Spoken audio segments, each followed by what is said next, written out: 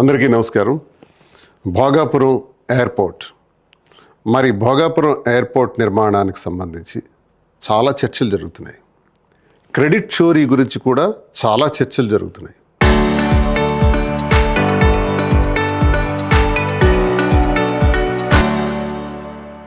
దేశ ప్రధాని నరేంద్ర మోదీ గారి చేతుల మీదుగా ప్రారంభోత్సవానికి కూడా నోచుకుంది. భోగాపురం ఎయిర్పోర్ట్, ఇంటర్నేషనల్ ఎయిర్పోర్ట్ నిర్మాణంలో ఎవరి భాగస్వామ్యం ఎంత, ఎవరి క్రెడిట్ చోరీ చేయాల్సినటువంటి అవసరం ఉంది అన్నది స్పష్టంగా ఒక్కసారి వెనక్కి వెళ్ళి ఆలోచిస్తే విషయం అంతా మనకు అర్థమైపోతుంది. రాష్ట్ర విభజన జరిగిన తర్వాత 2014లో ఏర్పాటైనటువంటి మొదటి ప్రభుత్వం చంద్రబాబు నాయుడు గారి ప్రభుత్వం. చంద్రబాబు నాయుడు గారి కాలంలోనే భోగాపురం ఇంటర్నేషనల్ ఎయిర్పోర్ట్ అక్కడికి విశాఖపట్నం నుంచి షిఫ్ట్ చేయాలని ఆలోచన చేసే దానిలో భాగంగా ప్రయత్నాలు ప్రారంభించడం జరిగింది. వారి కాలంలోనే కేంద్ర ప్రభుత్వం తాలూకు అనుమతుల గురించి ప్రయత్నించడం జరిగింది. ఆ ప్రయత్నంలో భాగంగా టెండర్స్ కూడా 2016లోనే ఇవ్వటం జరిగింది. ఎయిర్పోర్ట్స్ అథారిటీ ఆఫ్ ఇండియా వాళ్ళు ఈ టెండర్స్ని కైవసం చేసుకోవటం కూడా జరిగింది. ఇంత జరిగిన తర్వాత ఎక్కడ బెడ్స్ కొట్టింది? వీళ్ళ ప్లాన్ ఏంటంటే ఎయిర్పోర్ట్ల నిర్మాణం జరిగిన, సీపోర్ట్ల నిర్మాణం జరిగిన ముందు ల్యాండ్ బ్యాంక్ చేస్తారు, భూసేకరణ చేస్తారు, అక్రమ భూసేకరణ, అనవసర భూసేకరణ చేస్తారు. ఈ ఎయిర్పోర్ట్ కంట 5,000 ఎకరాలు కావాలంట. 5,000 ఎకరాలు ఎయిర్పోర్ట్ పేరుతో సేకరించే దానిలో చంద్రబాబు నాయుడు గారు నిమగ్నం అయిపోయారు. 5,000 ఎకరాలు ఎప్పుడైతే ప్రయత్నించారో 5,000 ఎకరాలకు సంబంధించిన రైతులందరూ కూడా నిరసనలు తెలియజేశారు, ఇవ్వటానికి నిరాకరించారు, ఆఖరికి కోర్టులకు కూడా వెళ్ళారు. ఇవన్నీ కూడా సివిల్ మ్యాటర్స్ కింద మ్యాటర్ అంతా కూడా సబ్సిడీస్ అయిపోయింది. ఎయిర్పోర్ట్ నిర్మాణానికి పెట్టాల్సిన దృష్టి కన్నా ఎయిర్పోర్ట్ పేరుతో భూసేకరణ పైన ఎక్కువ దృష్టి సారించారు. కనుకనే ఇది ఫెయిల్ అయ్యింది. భూసేకరణ మీద ఉన్నటువంటి శ్రద్ధ ఎయిర్పోర్ట్ నిర్మాణం పైన ఆ ప్రభుత్వానికి, ఆ 2019 వరకు ఉన్నటువంటి ఆ ప్రభుత్వానికి ఎటువంటి యోచన లేదు. టెండర్ కూడా క్యాన్సిల్ చేసిన తర్వాత రెండోసారి మళ్ళీ 2018లో టెండర్స్ ఇవ్వటం జరిగింది. అందులో జిఎంఆర్ వారికి ఆ టెండర్స్ కైవసం చేసుకోవటం జరిగింది. అయిపోయింది కదా పుణ్యకాలం. 2019 ఫిబ్రవరి 14న చంద్రబాబు నాయుడు గారు దిబ్బలపాలెం అన్నటువంటి వేరే ఒక గ్రామంలో శంకుస్థాపన చేసేసినారు. ఏంటి? ఇలాంటి శంకుస్థాపనల కోసం కొన్ని వేల శిలాఫలకాలు 2019లో వేయటం జరిగింది. అందులో భోగాపురం ఇంటర్నేషనల్ ఎయిర్పోర్ట్ కూడా ఓ శిలాఫలకం అయిపోయింది. 2019కి ప్రభుత్వం మారింది. జగన్మోహన్ రెడ్డి గారు ముఖ్యమంత్రి అయ్యారు. అప్పటికి జగన్మోహన్ రెడ్డి గారి ఉద్దేశం ఏంటంటే విశాఖపట్నంలోనే పోర్టు కొనసాగిస్తే సరిపోతుంది కదా ఇంటర్నేషనల్ ఎయిర్పోర్ట్ అన్నది ఆయన భావనలో ఉండేది. భోగాపురం షిఫ్ట్ చేస్తే ఇదంతా అనువైన ప్రదేశమా కాదా, ఇది డిస్టెన్స్ ఇవన్నీ చూసుకుంటే సరిపోతుందా లేదన్న ఆలోచనలో ఉన్నటువంటి పరిస్థితుల్లో విశాఖపట్నం కన్నా మళ్ళీ ఇక్కడే పెడితే బాగుంటుంది, ఎలాగూ ప్రారంభించారు కాబట్టి దీన్ని నేను పూర్తి చేసిస్తాను అన్నటువంటి ఉద్దేశంతో ఆయన ఆలోచనలో భాగంగా ఈలోగా కరోనా వచ్చింది. ఒక 2.5 ఏళ్ళు అతలాకుతలం చేసింది రాష్ట్రాన్ని, దేశాన్ని, ప్రపంచాన్ని కూడా. ఈ పరిస్థితుల్లో కూడా ఎక్కడా తగ్గకుండా వారి ప్రయత్నాలన్నీ చేయటం జరిగింది. ఏదైతే జిఎంఆర్ కంపెనీకి ఇచ్చినటువంటి టెండర్స్ ఉన్నాయో అదే కొనసాగిస్తూ ఆ ప్రాంతంలో జగన్మోహన్ రెడ్డి గారి ప్రభుత్వం వచ్చిన తర్వాత ఫస్ట్ వెంటనే ల్యాండ్ ఎక్విజిషన్, R&R ప్యాకేజెస్, ఎన్ఓసీలు ఇవ్వటం, సైట్ క్లియరెన్స్ ఇవ్వటం, భద్రతా అనుమతులు కూడా ఇవ్వటం, విద్యుత్ కానీ, ఇంటర్నల్ రోడ్స్ కానీ, నీరు కానీ, అలాగే ఏరోనాటికల్ సర్వీసెస్ ఇవన్నీ కూడా ముఖ్యంగా ఆర్థిక పరమైనటువంటి సమీకరణలు చేయటం. నిర్వాసిత గ్రామాలు ఏవైతే 4-5 ఉన్నాయో ఆ నిర్వాసిత గ్రామాలన్నిటికి కూడా వెంటనే భూసేకరణ చేసి ఒక 967 కోట్ల రూపాయలు శాంక్షన్ చేసి వాళ్ళకి R&R ప్యాకేజెస్ అన్ని అమలు చేసి ఇన్ఫ్రాస్ట్రక్చర్ నిర్మాణం కోసం మరో 1,200 కోట్ల రూపాయలు శాంక్షన్ చేసి ఈ అయినప్పటికీ 23వ సంవత్సరంలో వారు శంకుస్థాపన కూడా చేశారు.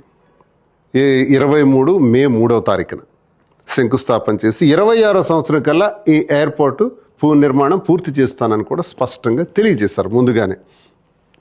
జగన్మోహన్ రెడ్డి గారి కాలంలో ఇంచుమించుగా 70% పూర్తయింది. ఎందుకు ఇంత ఫాస్ట్గా పూర్తయింది? ఎందుకు చంద్రబాబు నాయుడు గారి కాలంలో పూర్తి కాలేదు? చంద్రబాబు నాయుడు గారు ఎయిర్పోర్ట్ కన్నా ఎయిర్పోర్ట్ పేరుతో ల్యాండ్ బ్యాంక్ చేసి రియల్ ఎస్టేట్ చేయాలని చూశారు. జగన్మోహన్ రెడ్డి గారు ఎయిర్పోర్ట్ నిర్మాణం జరగాలని ఆలోచించి ఏ 5,000 ఎకరాల కోసం అయితే రైతులందరూ కోర్టులకి అయితే వెళ్ళారో వాళ్ళకి ఒకే మాట చెప్పారు, నాకు 5,000 ఎకరాలు అక్కర్లేదు, 2,000 ఎకరాలు చాలు, 2,003 ఎకరాలు నేను తీసుకుంటున్నా, మిగతా భూమి అంతా కూడా మీకు తిరిగి ఇచ్చిస్తున్నా అన్నారు. అప్పుడు కోర్టులో ఉన్న కేసులన్నీ కూడా విత్డ్రా అయిపోయి మార్గం సుగమం చేశారు తద్వారా. ఎందుకంటే చంద్రబాబు నాయుడు గారికి జగన్మోహన్ రెడ్డి గారికి ఉన్న తేడా అదే.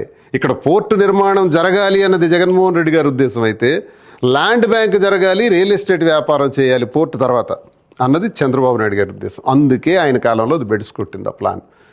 మరి జగన్మోహన్ రెడ్డి గారి కాలంలోనే 70% పూర్తి చేసుకుంది. కోర్స్ ప్రభుత్వం మారింది, ఇప్పుడు కూటమి ప్రభుత్వం అధికారంలోకి వచ్చింది. ఆ ఉన్నటువంటి ఆ 20-30%ని ఎలాగో పూర్తి చేయాలి కాబట్టి అది పూర్తి చేసేసి ఈరోజు ప్రారంభోత్సవానికి చేస్తున్నారు.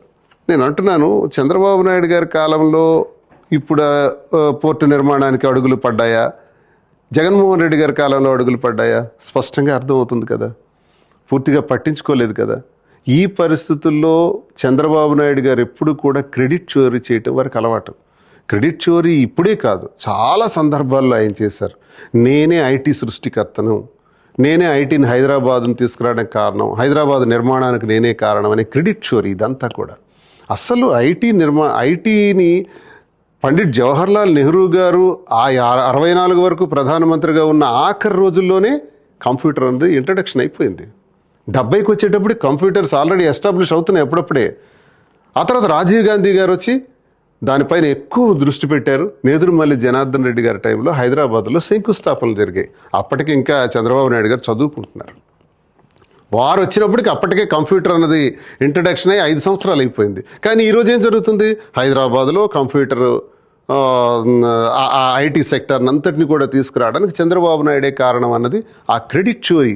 ఎక్కడ పండిట్ జవహర్లాల్ నెహ్రూ గారి కాలం నుంచి ఆవిర్భవించినటువంటి కంప్యూటర్ సెక్టర్ని ఈయన ఘనతగా చోరీ చేశారు. చోరీ చేసి చెప్పుకుంటుంటారు.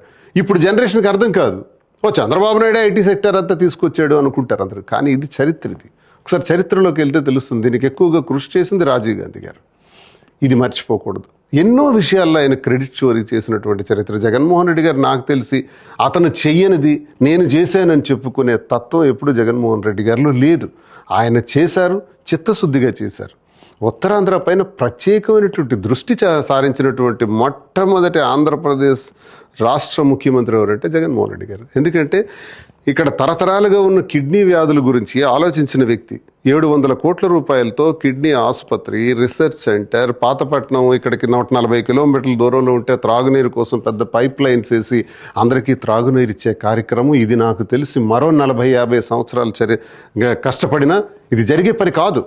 కానీ కరోనా సమస్యల్లో కూడా 2 ఏళ్లలోనే ఇది పూర్తి చేసి కిడ్నీ సమస్యల్ని తరిమి కొట్టినటువంటి జగన్మోహన్ రెడ్డి గారు. అంతేకాదు 70 ఏళ్ల కాలం నుంచి భావనపాడు పోర్టు గురించి, సీ పోర్టు గురించి మాట్లాడుకుంటున్నాం శ్రీకాకుళం జిల్లాలో. అది ఎప్పుడు అభివృద్ధికి నోచుకోవాలి, అది ఎప్పుడు ప్రారంభం కాలా. కానీ జగన్మోహన్ రెడ్డి గారు వచ్చిన తర్వాత మూలపేట పోర్టు నిర్మాణానికి కూడా 2023 ఏప్రిల్ 19న శంకుస్థాపన చేస్తే అది నా చేతుల మీదే 70% పూర్తి చేయించారు జగన్మోహన్ రెడ్డి గారు. నేను స్వయంగా దగ్గరుండి పూర్తి చేయించాను. ఈ 25వ సంవత్సరం నాటికి ఆ పోర్టు ప్రారంభం కావాలి, ఎగుమతులు దిగుమతులు. ఈరోజు 26వ సంవత్సరం వచ్చింది, కానీ ప్రారంభం కావట్లేదు. ఎందుకంటే మళ్ళీ భూసేకరణ ప్రారంభిస్తున్నారు. భూసేకరణ ఎందుకు? పోర్టుకి 1200 ఎకరాల్లో మేము పూర్తి చేసేస్తున్నారు జగన్మోహన్ రెడ్డి గారు. భూసేకరణ అంతా జరిగిపోయింది, చాలు. ఆనాడు భావనపాడు సీ పోర్టుకు కూడా 15,000 ఎకరాలు కావాలి, లేకపోతే పోర్టు నిర్మాణం జరగదని చెప్పారు. దేశంలో ఏ పోర్టుకి 15,000 ఎకరాలు ఉంది? ఎక్కడ చూసినా 2,000 ఎకరాల లోపే సీ పోర్టులు ఉన్నాయి. అలాగే ఎయిర్పోర్ట్లు చూసుకున్నా 1800 ఎకరాలు, 1500 ఎకరాలు. ముంబై ఎయిర్పోర్ట్ కూడా 2,000 ఎకరాలు లోపే. మరి ఇక్కడ ఎందుకంటే 5,000 ఎకరాలు భోగాపురం ఇంటర్నేషనల్ ఎయిర్పోర్ట్ కోసం? అక్కడే ఆ భోగాపురం ఇంటర్నేషనల్ ఎయిర్పోర్ట్కి నష్టం జరిగింది. సకాలంలో ఇప్పటికే ప్రారంభించవలసినటువంటి పోర్టు చాలా లేట్ అవ్వడానికి ప్రధానమైనటువంటి కారణం. కాబట్టి జాగ్రత్తగా ఆలోచిస్తే చిత్తశుద్ధిగా పోర్టు నిర్మాణాన్ని పూర్తి చేయాలనుకున్నటువంటి వ్యక్తి జగన్మోహన్ రెడ్డి గారు.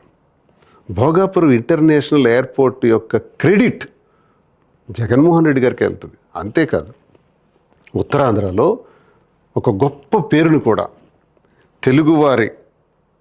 తెలుగువారి అందరికీ ఆరాధ్య దైవం, తెల్లదొరల గుండెల్లో నిద్రపోయినటువంటి వ్యక్తి, 7 సముద్రాల ఆవల ఉన్న మీ గుండెల్లో నిద్రపోతాను అని చెప్పినటువంటి వ్యక్తి, అలాంటి పోరాట యోధుడు స్వతంత్ర పోరాట సమయంలో మరి తెల్లదొరలకు తన గుండె చూపించి రాజీకని రప్పించిన తర్వాత తుపాకులతో తూటాలతో కాల్చిస్తే ఆ శరీరం నుంచి వచ్చినటువంటి రక్తపు బొట్లతో నా శరీరం నుంచి కారే ప్రతి రక్త బొట్టు నుంచి కూడా వందలాది మంది నా అనుచరులు పుడతారు అని చెప్పినటువంటి ఉత్తరాంధ్ర మన్యం దొర అల్లూరి సీతారామరాజు. అల్లూరి సీతారామరాజు గారి పేరును కూడా అల్లూరి సీతారామరాజు ఇంటర్నేషనల్ ఎయిర్పోర్ట్ అని పేరు పెట్టిన వ్యక్తి కూడా జగన్మోహన్ రెడ్డి గారే. ఈ క్రెడిట్ కూడా జగన్మోహన్ రెడ్డి గారికి వెళ్తుంది. పొరపాటు నీ పేరు పెట్టకపోయింటే ఇంకే పేరు పెట్టుండేవారు.